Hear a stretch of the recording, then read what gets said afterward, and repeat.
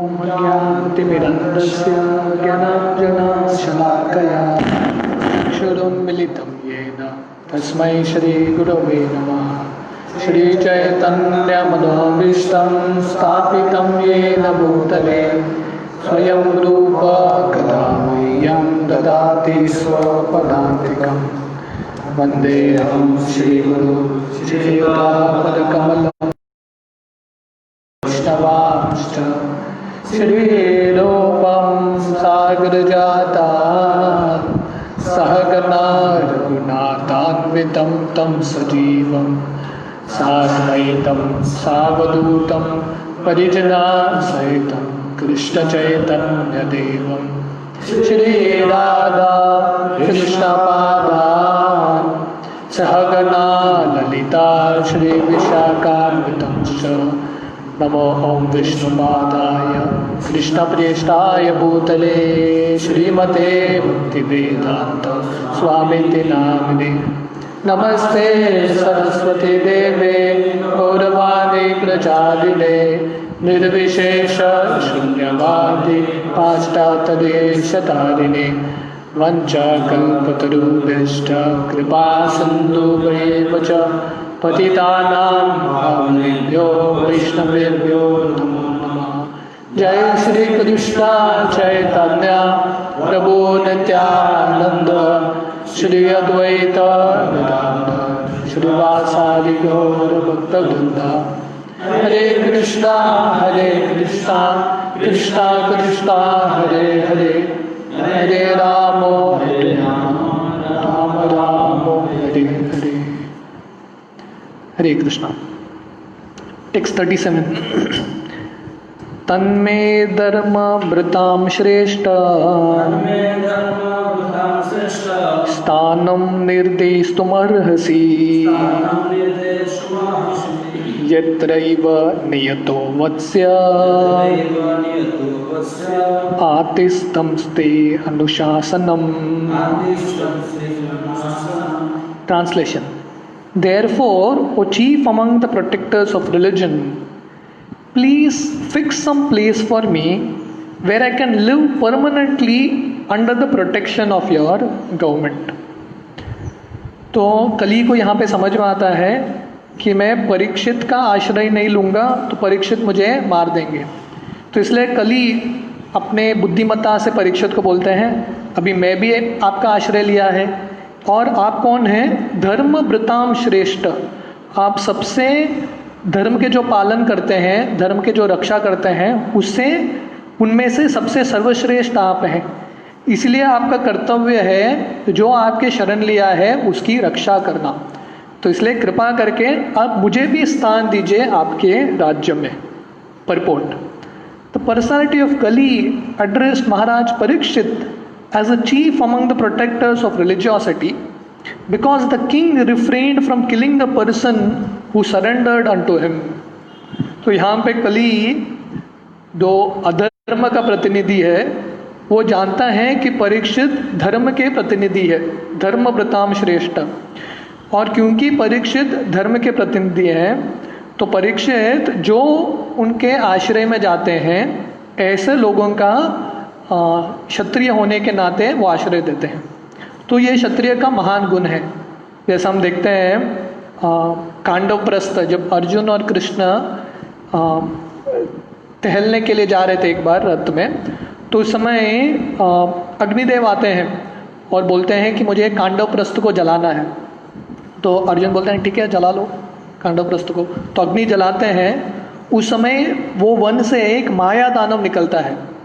तो अग्नि और अर्जुन के बीच में डील इतना हुआ था कि जो भी वो वन से निकले अर्जुन वापस वो वन में भेजेंगे, क्योंकि अग्नि को सबको जलाने का था। पर माया दानव क्या करता है? अर्जुन का आश्रय ले लेता है, बोलते हैं आप मुझे बचाओ। और अर्जुन माया दानव को बचा लेते हैं और अभय दान देते हैं। तो ये क्षत्रिय का गुण है कि कोई भी उनके शरणागत जाए उनको बचाते हैं। A surrendered soul should be given all protection, even though he may be an enemy. अगर शत्रु भी आए और सर झुका के बोले मैंने आपका आश्रय लिया है, ऐसे शत्रु को माफ़ करते हैं और उनकी रक्षा करते हैं। That is the principle of religion. ये धर्म का सिद्धांत है। तो क्षत्रिय के लिए भी धर्म के सिद्धांत होते हैं। And we can just imagine what sort of protection is given by the personality of Godhead to the person who surrenders unto him not as an enemy but as a devoted servitor. तो क्षत्रिय जो लोग उनके आश्रय जाते हैं, अगर शत्रु भी रहेंगे उनकी रक्षा करते हैं, तो हम सोच सकते हैं, हम इमेजिन कर सकते हैं कि भगवान कितने महान रहेंगे जो भी उनके शरणागत में जाते हैं, स्पेशली जो भक्त हैं, भगवान उनको आश्रय देते हैं। तो रामानुचार्य की ज़िंदगी में एक कहानी आती है। तो रामानुचार्य के बाद अगले जो आचार्य हुए हैं उनका नाम है पराशर भट्ट। तो एक बार पराशर भट्ट देख रहे थे, एक शिकारी था, वो हर एक जानवर को मारता था क्रूरता से, पर एक खरगोश, शिकारी मारने वाला था एक खरगोश को, पर एक खरगोश का के शिकारी का पैर में शरण लेता है, उसके पैर के इर्द गिर्द घूमता है। तो शिकारी इतना क्रूर व्यक्ति था, पर वो जब देखता है कि ये खरगोश ने मेरे पैर का आश्रय लिया है, शिकारी का जो कठोर हृदय है पिघल जाता है और शिकारी एक खरगोश को मारता नहीं है। तो जब पराशर देखते हैं ये दृश्य को, उनके आंख से आंसू निकलता है कि सोचिए, इमेजिन कीजिए, जैसे प्रभुपाद बोल रहे हैं, इमेजिन अगर ये क्रूर शिकारी एक खरगोश की रक्षा कर सकता है जिसने उसके पैर का आश्रय लिया है, तो भगवान अपने भक्तों का कितना आश्रय देंगे, कितना रक्षा करेंगे जो उनके पैर का, चरण कमल का आश्रय लेते हैं। अभयम सर्वदा तस्मै ददाम यत्तद्वृतं मम। तो भगवान राम बोलते हैं, अगर कोई भी एक बार आके मुझे बोलेगा भगवान राम मैं आपका हूँ, तो भगवान ऐसे भक्त को नित्य रूप से अभय दान देते हैं। The Lord protects the surrendered soul from all sins and the resultant reactions of sinful acts. तो ये गीता का सार है। सर्वधर्मान परित्यज्य मामेकम शरणम व्रज अहम त्वाम सर्व पापेभ्यो मोक्षयिष्यामि मा शुचः। तो भगवान गीता में अंतिम चरम श्लोक है गीता का, भगवान बता रहे हैं कि जो उनके आश्रय में जाते हैं भक्त, भगवान इनकी हमेशा रक्षा करते हैं। और रक्षा मतलब क्या? ऐसा नहीं कि शरीर की रक्षा होगी कभी नहीं होगी। रक्षा मतलब आत्मा की रक्षा, हमारे जो पाप वृत्ति है उससे भगवान बचाते हैं और ऐसे भक्तों का जो पाप है वो सब नष्ट कर देते हैं। टेक्स्ट 38। तो यहाँ पे कली परीक्षित को बोल रहे हैं कि मुझे आपके राज्य में एक जगह दीजिए। तो कली कहाँ पे निवास करता है? स्थानम निर्देष्टुम अर्हसि। तो कली यहाँ पे बोल रहे हैं कि परीक्षित मुझे एक स्थान दीजिए रहने के लिए। तो कली कहाँ पे निवास करता है वो अगले श्लोक में वर्णन आता है, बहुत महत्वपूर्ण है। टेक्स्ट 38। सूत उवाच अभय त्रितस्तदा तस्मै स्थानानि कलये ददो द्यूतं पानं स्त्रिय शूना यत्रा अधर्मश्चतुर्विधा। Translation. Sutta Goswami said, Maharaj Parikshit, thus being petitioned by the personality of Kali, gave him permission to reside in places where gambling, drinking, prostitution and animal slaughter were performed. तो परीक्षित, क्योंकि कली ने अभी आश्रय लिया है उनका, तो कली बोलते हैं कि मुझे भी आश्रय दे दो आपके राज्य में। तो महाराज परीक्षित 4 स्थान निर्देश करते हैं कली के लिए जहाँ पे कली निवास कर सकता है। तो वो क्या है? द्यूतम पानम स्त्रिय शुना। द्यूतम का मतलब है गैम्बलिंग, जहाँ पे द्यूत क्रीड़ा होता है, गैम्बलिंग होता है, जुआ खेलते हैं। पानम का मतलब है ड्रिंकिंग, मदिरा, दारू या स्मोकिंग या गांजा, जो भी ड्रग्स है, ड्रग्स का सेवन। स्त्रिय का मतलब है इलिसिट एसोसिएशन विद वुमेन, पर स्त्री के साथ गलत संग करना। तो प्रोस्टिट्यूशन, जो वैश्य है, वैश्य धर्म है, उसको बढ़ाना। एंड देन एनिमल स्लॉटर, शूना, जहाँ पे कत्ल खाना होता है पशुओं का। ये 4 जगह कली हमेशा निवास करता है। तो ये 4 सबसे बड़े पाप हैं कलयुग के, और जो लोग इसमें भाग लेते हैं उनकी ज़िंदगी में धर्म होता नहीं है। तो प्रभुपाद काफ़ी बड़ा परपोर्ट लिखते हैं क्योंकि ये बहुत महत्वपूर्ण है समझना purport. The basic principles of irreligiosity such as pride, prostitution, intoxication and falsehood counteract the 4 principles of religion, namely austerity, cleanliness, mercy and truthfulness। तो 4 अधर्म के पहलू हैं और 4 धर्म के पहलू हैं, दोनों विपरीत हैं। धर्म के 4 पहलू क्या है? तपस्या, शुद्धता या अंदर से शौचम, दया, मर्सी एंड ट्रूथफुलनेस, सत्यम। तो ये 4 धर्म को तोड़ने के लिए 4 अधर्म चीज़ क्या है? अहंकार, उसके बाद पर स्त्री संग करना, मदिरापान, और बाद में फॉल्सहुड या it is also animal slaughter, पशुओं की हत्या। The personality of Kali was given permission to live in 4 places particularly mentioned by the king, namely the place of gambling, the place of prostitution, the place of drinking and the place of animal slaughter। तो परीक्षित ने 4 स्थान निर्देश किया है कली के लिए, जहाँ पे कली अब तक और हमेशा रहता है। तो ये जगह पे जो लोग जाएंगे और ये 4 कार्य में जो भाग लेंगे उनके ज़िंदगी में और उनके हृदय में कली का प्रवेश होता है। वो कौन सा स्थान? 4 स्थान है। प्लेस ऑफ गैम्बलिंग, जहाँ पे द्यूत क्रीड़ा होता है, द्यूतम।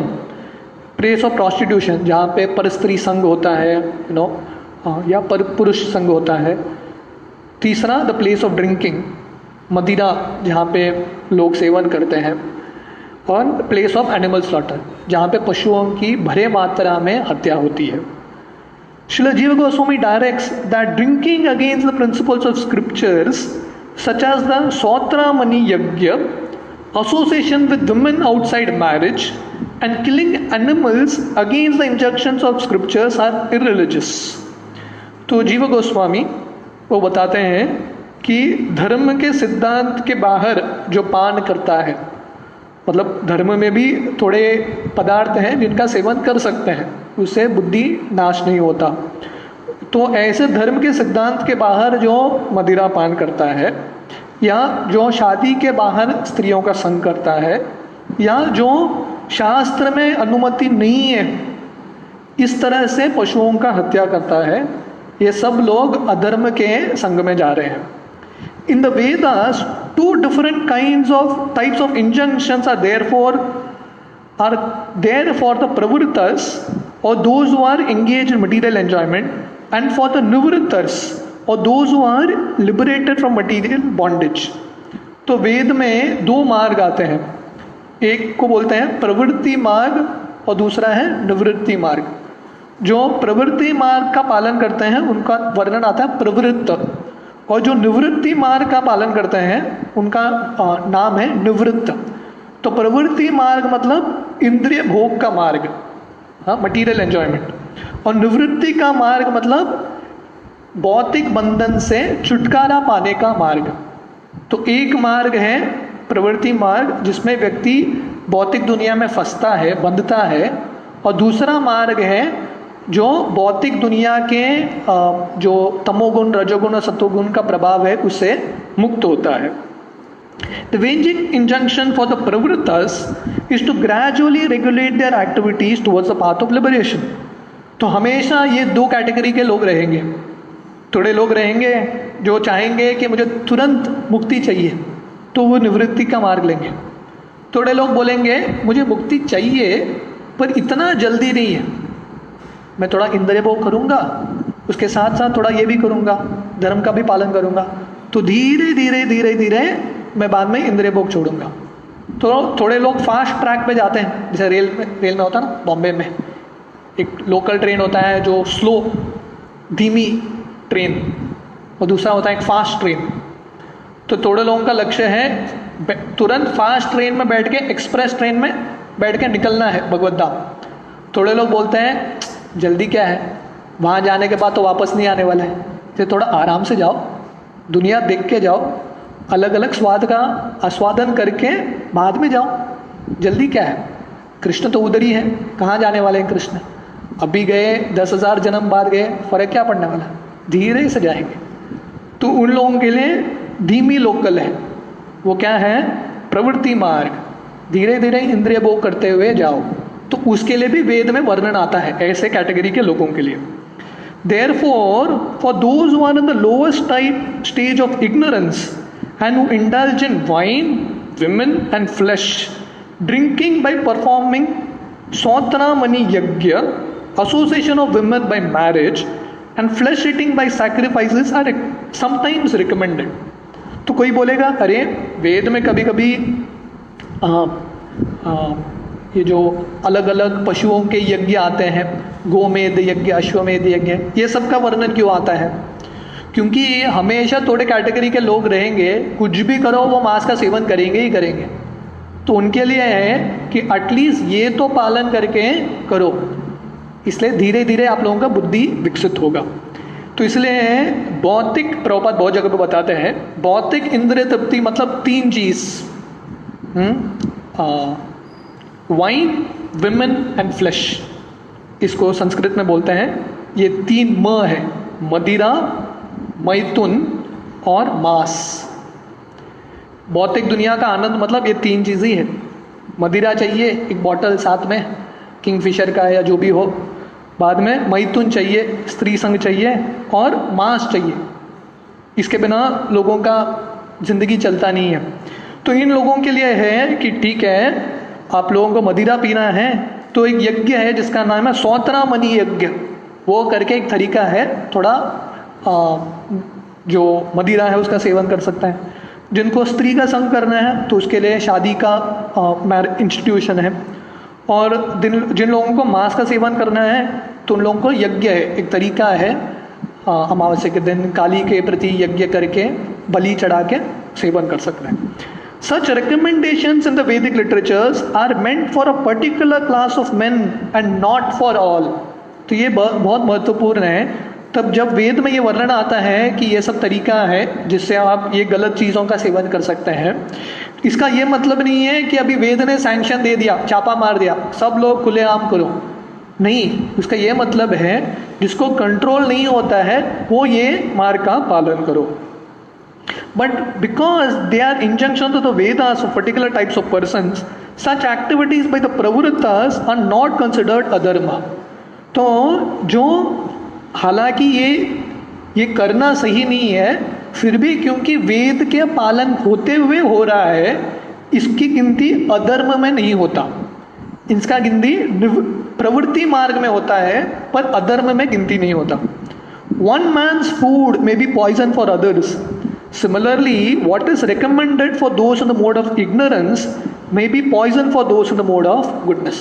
तो ये बहुत महत्वपूर्ण है समझना कि वेद में भी है, वेद में भी अलग अलग विभाजन है, अलग अलग लोगों के लिए अलग अलग वेद है। जैसे 18 पुराण है, 18 पुराण में से 6 पुराण तमोगुण के लोगों के लिए है, 6 पुराण रजोगुण के लोगों के लिए है, 6 पुराण सत्वगुण के लोगों के लिए है। हर एक पुराण वही लेवल पे नहीं है, तो आप बोल नहीं सकते हैं कि मैं ये पुराण का पालन कर रहा हूँ इसलिए मैं वेद का पालन कर रहा हूँ, नहीं। तो वेद का मार्ग सबके लिए एक समान नहीं है। तो इसलिए ये सब जो रिकमेंडेशंस आता है एनिमल सैक्रिफाइस का या सोत्रा मणि यज्ञ का, ये कौन करते हैं? जो तमोगुण में है वो करते हैं, जो सत्वगुण में है वो पालन नहीं करते। जैसे देवताओं का भी पूजा आता है, अलग अलग गुणों में आता है। जो तमोगुण में है वो काली की पूजा, शक्ति की पूजा करते हैं तमोगुण वाले। जो रजोगुण में है ब्रह्मा जी की, शिव जी की पूजा करते हैं, और जो सत्वगुण में है वो विष्णु की ही पूजा करते हैं। तो देवता भी अलग अलग कैटेगरीज में होते हैं। तो कोई बोल नहीं सकता कि मैं तो वेद का पालन करते हुए देवता का पूजा कर रहा हूँ, हम सब एक ही श्रेणी के हैं, नहीं। तो वेद भी अलग अलग श्रेणी का होता है, अलग अलग कैटेगरी है वेद का। Srila Jiva Goswami Prabhu therefore affirms that recommendation in the scriptures for a certain class of men are never to be considered adharma or irreligious. तो इसलिए वेद अलग अलग जो श्लोक हैं, अलग अलग जो विभाजन है अलग अलग लोगों के लिए है, फिर भी क्योंकि वेद का अंग है इसलिए जो लोग इनका पालन करते हैं, जो नीचे के जो श्रेणी के वेद हैं उनका पालन करते हैं, उनकी गिनती अधर्म में नहीं होता. But such activities are factually adharma and they are never to be encouraged. तो हालांकि इनका गिनती अधर्म में नहीं होता, फिर भी जो भक्त ऊंचे धर्म का पालन कर रहे हैं, परो धर्म, वो ये नीचे धर्म को छोड़ देते हैं. इसलिए भागवतम के शुरुआत में वर्णन आता है कि भागवतम क्या है, भागवतम भी धर्म का वर्णन कर रहा है, बाकी उपनिषद और पुराण भी धर्म का वर्णन कर रहा है, पर भागवतम क्या करता है, सबसे ऊंचा धर्म, परो धर्मो, उसका वर्णन आता है. The recommendations in the scriptures are not meant for the encouragement of such adharma, but for regulating the necessary adharma gradually toward the path of dharma. तो इसलिए वेद में ये सब recommendations क्यों आते हैं कि आप ये ऐसा ऐसा करके मांस का सेवन कर सकते हैं, ये मार्ग का पालन करते हुए मदिरा का सेवन कर सकते हैं. इसका ये मतलब है कि जो लोग ऑलरेडी अधर्म के मार्ग में हैं, उनका आसक्ति है, उनको धीरे धीरे उसका शुद्धिकरण होके वो धर्म के मार्ग पे लेके आए. तो वो इनडायरेक्ट प्रोसेस है. जैसे कोई सिगरेट स्मोकिंग कर रहा है, उसका आदत है दिन में 100 सिगरेट तो स्मोक करता ही है. चेन स्मोकर पता है, एक सिगरेट मिटने से पहले दूसरा सिगरेट शुरू, वो पहले सिगरेट के धुएं से दूसरा सिगरेट को जलाता है आग से, उसको चेन स्मोकर बोलते हैं, कंटिन्यूस. हम ऐसे व्यक्ति को बोलेगा छोड़ दो तू नरक में जाएगा, वो बोलेगा तू नरक में जा, मैं इधर ही खुश हूँ, वो छोड़ने वाला नहीं है.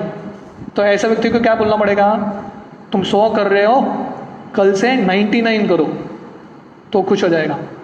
हाँ, वो धीरे धीरे कर पाएगा क्योंकि उसके लिए छोड़ना असंभव है.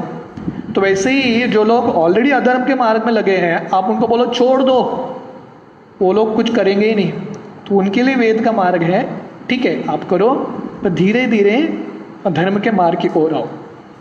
Following the footsteps of Maharaj Parikshit, it is the duty of all executive heads of the states to see that the principles of religion, namely austerity, cleanliness, mercy and truthfulness, are established in the state, and the principles of irreligion, namely pride, illicit female association or prostitution, intoxication and falsity, are checked by all means. तो इसलिए परीक्षित महाराज के पद-चिन्हों पर चलते हुए जो भी राजा हैं, नेता हैं, जो भी सबसे महत्वपूर्ण स्तर पे बैठे हैं, उनका कर्तव्य है कि राज्य कैसे चलाना चाहिए, धर्म के सिद्धांत पे, ऑस्टेरिटी, क्लेanलीनेस, मर्सी, ट्रूथफुलनेस, तपस्या, शुद्धता, दया और सत्यम, इस पे चलाना चाहिए राज्य को.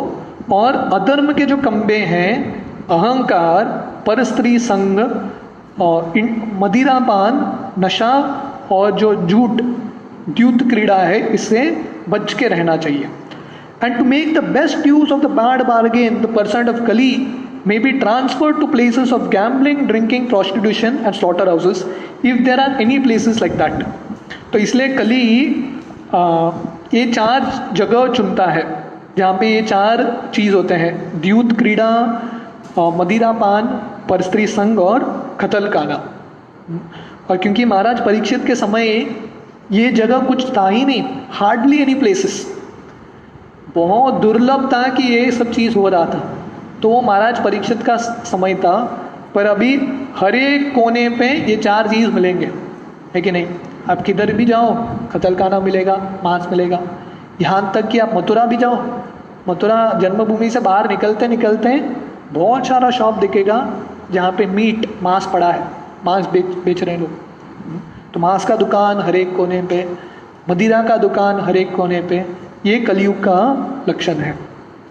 Those who are addicted to these irreligious habits may be regulated by the injunction of the scriptures. इसलिए जो लोगों को आदत है ये सब गलत चीज़ का, क्योंकि आदत जल्दी छुटता नहीं है, लत लग गया बुरे आदत तो इतना आसान नहीं है.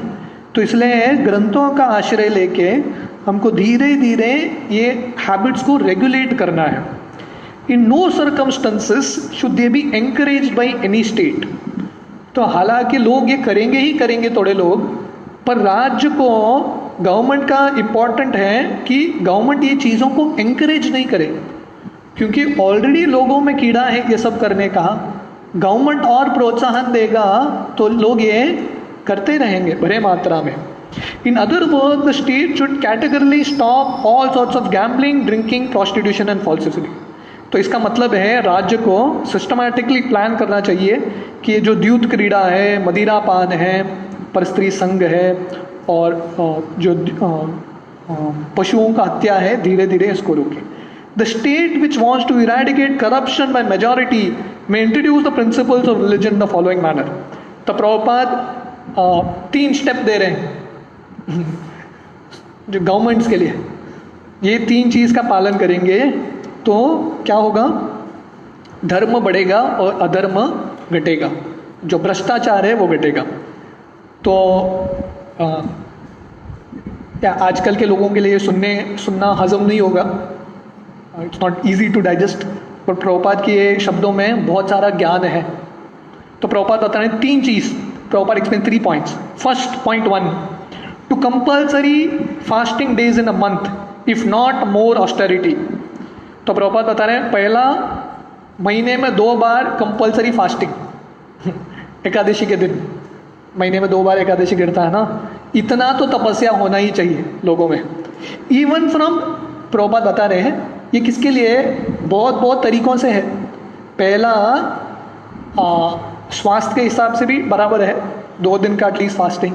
दूसरा इकोनॉमी फ्रंट, इमेजिन करो भारत में कितने करोड़ों लोग हैं, हाँ करोड़ों लोग 2 दिन फास्टिंग करेंगे, कितना इकोनॉमी बचेगा, कितने वो 2 दिन से कितने गरीबों को खाना मिलेगा, वो 2 दिन खाना बचाएंगे। तो even from economic point of view, such 2 fasting days in a month in the state will save tons of food and the system will also act very favorably on the general health of the citizens. तो प्रभुपाद बता रहे हैं ये 2 दिन, ज़्यादा नहीं तपस्या, सिर्फ 2 दिन महीने में फास्टिंग, और वो भी कौन सा भी दिन चुनो मत, एकादशी के दिन चुनो। तो उससे क्या होगा? पहले आध्यात्मिक प्रगति होगा, दूसरा टन्स इतना सारा खाना बचेगा, हाँ बहुत सेविंग होगा, और दूसरा तीसरा चीज़ सब जो सिटीजन्स हैं भारत के, जो निवासी हैं, हर एक का सेहत बहुत अच्छा हो जाएगा। अल्टीमेटली सबको इम्यूनिटी चाहिए, ये करो, प्रभुपाद का फॉर्मूला है। First point number 2, there must be compulsory marriage of young boys and girls attaining 24 years of age and 16 years of age respectively. Point number 2, तो प्रभुपाद बोल रहे हैं जो लड़का 24 साल का हो गया और जो लड़की 16 साल की हो गई, शादी हो जाना चाहिए। आप बोलेंगे ऐसा कैसा, इससे क्या होगा? इससे बहुत फर्क पड़ेगा। क्यों? क्योंकि ये जो मेजर प्रॉब्लम है वो स्कूल कॉलेजेस में ही होता है।